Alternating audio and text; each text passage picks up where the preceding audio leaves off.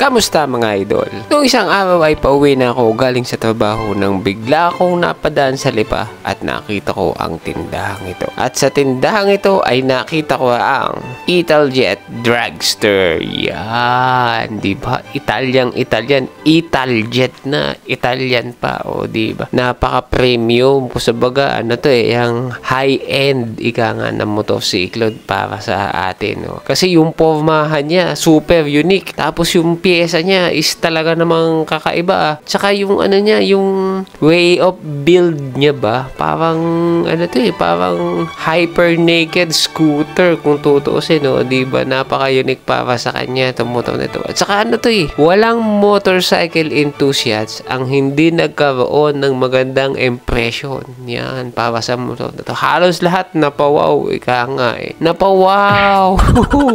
Di ba? Nung nagkaroon ng magandang impression para sa motor na ito. So, hindi pa naman huli ang lahat kasi naglalabas pa rin naman sila ng mga bago at saka may mga upcoming model sila na may higher CC. So, sa ngayon ay pag-usapan natin itong Italjet Dragster na nakita ko dito sa Mailipa. So, umpisahan natin ito sa kanyang makina. Ang makina ng Italjet Dragster na ito ay mayroong 181cc. Yes, 181cc siya. Pero Italjet Dragster 200 yung kanyang model. Pero 181cc lang siya.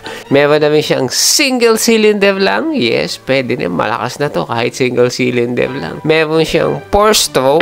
Syempre, matipid-tipid na ng konti. 4-valve. Wow, malakasan.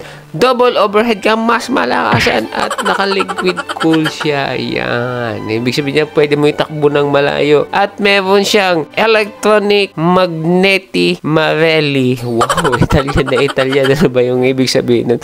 Yung siguro yung FI niya, yung kung sa ibang brand ay meron silang tinatawag na ganun para sa FI setup nila. Pero sa kanila, ito siguro yung pinaka-branding ng FI nila yan. Electronic magneti Marelli. Yan, diba? Siyempre, naka-CVT to kasi scooter siya. So, automatic na yan. So, maganda na. To be honest, maganda na ang makina niya kasi liquid cool na. Naka 4-valve pa at saka, double overhead cam, pang malakasan. Tapos, malakas na sisi, mataas pa na sisi ng motor. Kaya, panigurado, maganda ang magiging performance nitong motor na to para sa kanyang itsura. Siyempre, Italian na Italian. Kailangan mo ng magandang makina para sa magandang motor. Di ba? Kaya ginandahan nila ang makina ng motor na ito. So, pagdating naman sa kanyang mga suspension at mga kagulungan at mga kaprenuhan ay eto na talaga yung nagpa-unique sa motor na ito. Meron siyang ISS single arm hydro-pneumatic adjustable shock absorber. Wow, ang pagkakahaba-haba.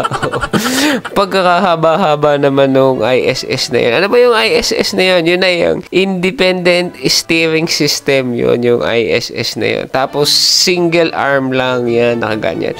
Yan yung isa sa pinaka naging nila yung pambato nila. Even yung kanilang lumang-lumang model ng Italjet Dragster is naka-single swing arm din na ganyan. Yan yung napaka-unique para sa kanya. At talaga namang nagdagdag ng pagka-premium yan sa motor na to. At adjustable pa siya ha. Adjustable ang shock absorber niya. Yan. Kaya napakaganda. Meron na rin siyang 120/70/12 sa gulong para sa unahan. Meron namin siyang disc brake. Yan, naka-disc brake. Single disc brake ang unahan nito na may 200mm. Yung pinakalapad ng disc brake niya. At hindi lang siya basta disc brake ha. Dahil ito'y Italian. Di syempre nilagyan nila ito ng abs. Yan. Kasi malakas makina ito. 181cc. Di nilagyan nila ng abs sa unahan. Tsaka high-end. Meron ba namang high-end na walang abs? So, yan. So, pagdating naman sa kanyang likuran, syempre, naka-single hydro pneumatic adjustable shock absorber. Ang pagkakahaba naman ng hayop na ito. Ano ba naman yan? Ang haba. Yun, yung nasa gilid siya. hindi siya yung ordinary shock na nakatindig lang. Kundi yung shock niya is nakapahiga. Kasi mga parang Italian talaga. Napaka-premium, napaka-high-end ang pagkakagawa nila para sa motor na ito. Meron siyang gulong na 140 by 60 by 13 yan. Nilagyan na rin nila ito ng single disc na may 190mm at syempre dahil siya ay high-end na motor ay nilagyan nila ito ng ABS. Yes. Una't likod may ABS yan. Kaya naman sulit na para sa ganitong klaseng motor. Ganitong itsura ng motor, hindi mo lalagyan ng ABS ay kalokohan na yun.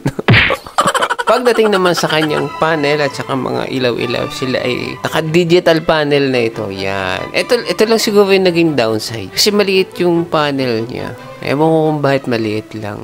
Maliit lang ang panel niya. Pero informative naman yung mga ilaw-ilaw pa naman dun sa taas na makikita mo kung ano nangyayari. So, yun. At saka nakaroon siya ng fully LED headlight, signal light at tail light. Yan. Yung headlight niya na magandang ganun. Yung parang dalawang ilaw na ganun. Parang napaka-premium. Ika nga. Tapos yung signal light niya nandun sa may parang handguard. Diba? Yun yung front signal light niya yun. Tapos pagdating niya sa sa puwetan, 'di ba? Ang ganda ng itsura ng brake light niya, 'di ba? Parang parang boomerang ang itsura. Tapos ang signal light niya ay sa likod ay yung nandoon sa may parang mudguard fender na yun.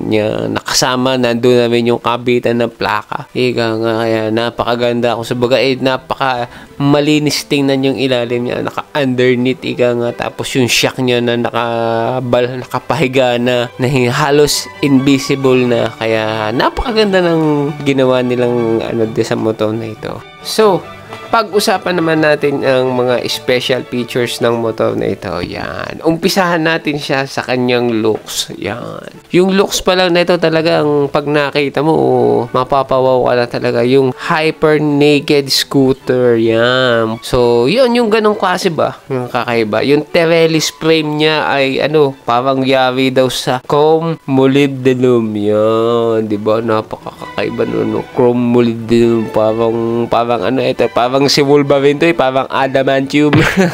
Diba?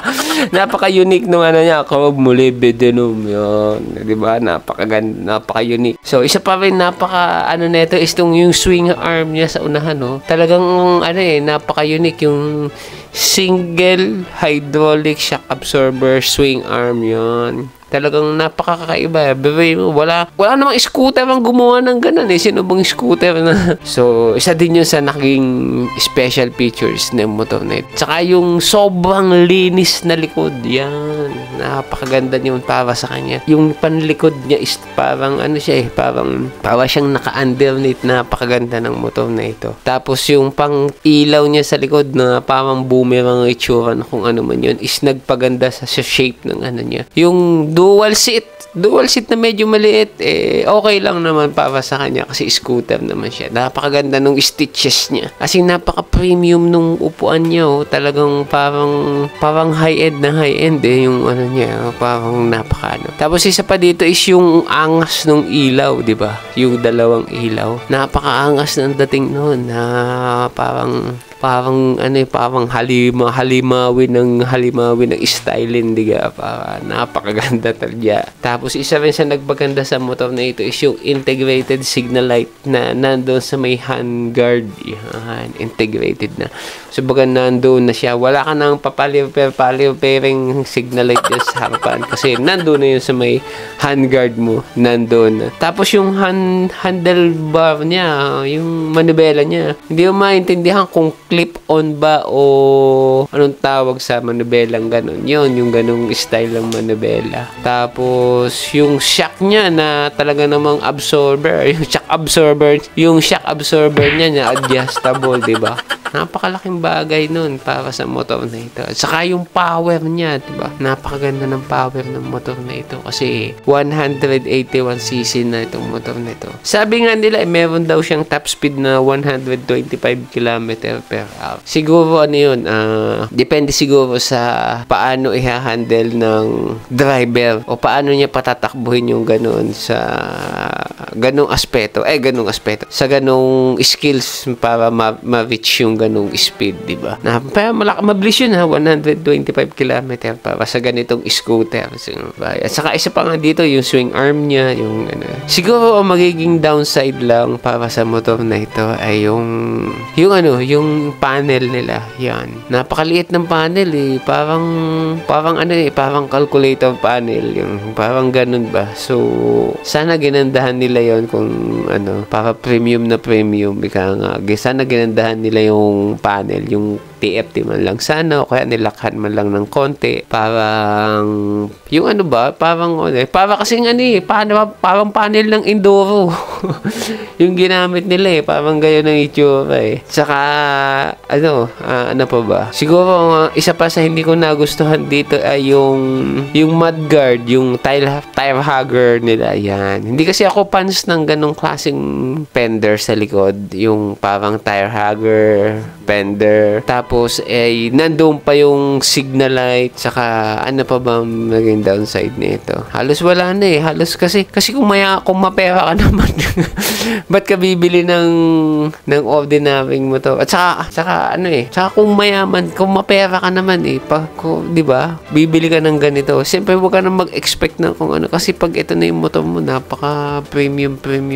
Wala na akong makitang pwedeng maging downside niya. Kasi halos okay naman sa lahat. At saka nga pala to ha? Nakakaano daw siya ng 38 km per liter. So, para sa isang 181cc engine, hindi na masama. Para sa isang 181cc engine, hindi na masama ang 38 km per liter. Yun ang sabi nila. Siguro mga 35 o basta nagre-range siya ng ganun okay na. Para sa Subaga, pogi ka naman eh. Diba? Kasi napaka-high-end ng motor na to, kaya talaga namang napakaganda. So, pagdating naman sa mga kulay niya, yan may available siya na kulay na red, black, yellow, at blue. Yan yung mga ordinary color niya. So, meron din siya ng tricolor. Maganda rin yung tricolor nyo, diba? Medyo parang racing. Italian ang datingan. Meron din siya nung black gold. Yan. Parang napaka-premium. At saka, ito yung pinakabago nilang kulay. Yung Malossi. Yan. Ganyang kulay. Parang tricolor. Parang orange o yellow ba man yan. O kung ano mang kulay. Yan yung mga kulay na available para sa ganitong motor. Pagdating naman sa price, ang present na presyo niya para sa motor na ito ay merong pumapatak at tumataginting na 383,897 pesos. Wow! Diba? Kung meron kang 383,897 pesos, pwede ka nang bumili ng isang Italjet Dragster 200. Yan. Diba? Napakaganda. So, yun lang naman ang mga information na nakalap ko at saka na ko para sa motor na ito. So, bibili ba ako ng motor na ito? Well, kung ako'y mapera, why not? Ika nga.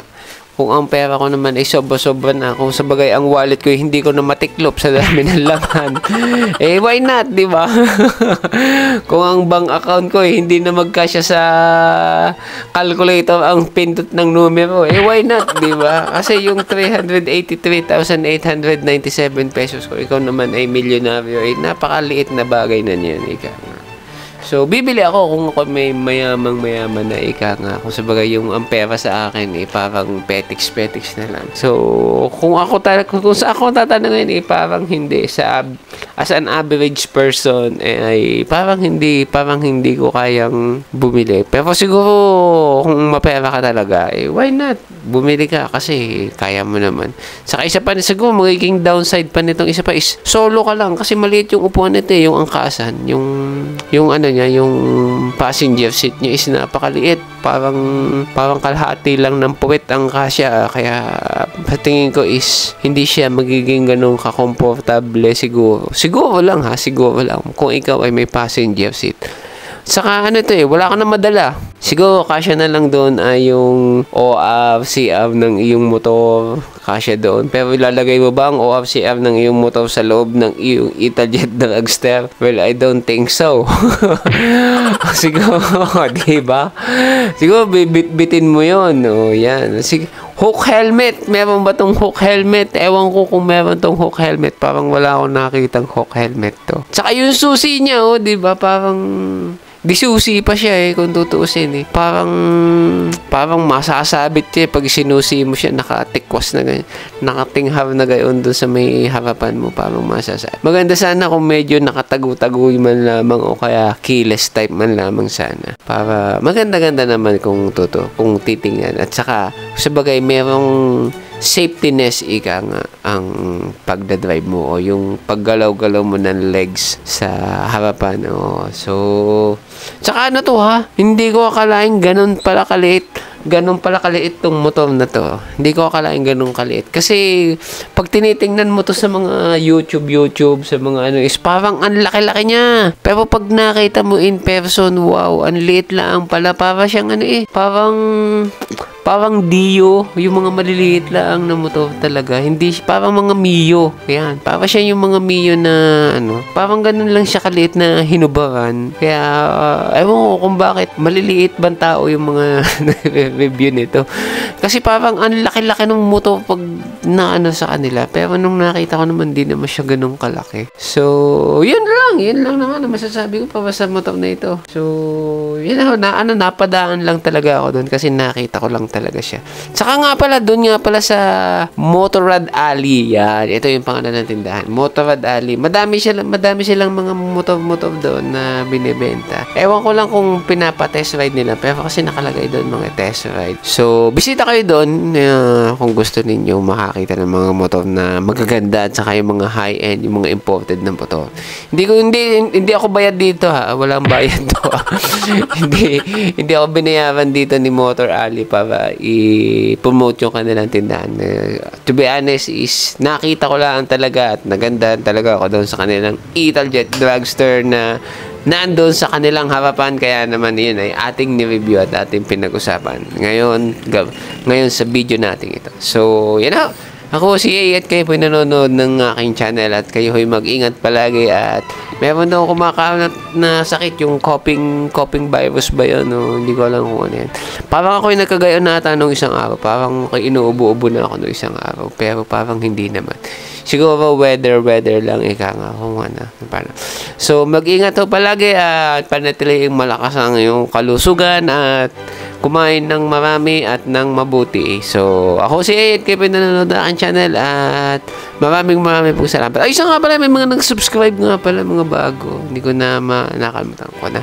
Siguro sa next video natin, kung sino-sino sila. So, maraming po salamat sa mga nagsusubscribe. Yan. Sa mga nanonood at saka sa mga nagla-like, shares. Ayan. Maraming po salamat. Comment down below din kayo kung gusto ninyo. Mga pabati, mga kung sino may mga birthday dyan.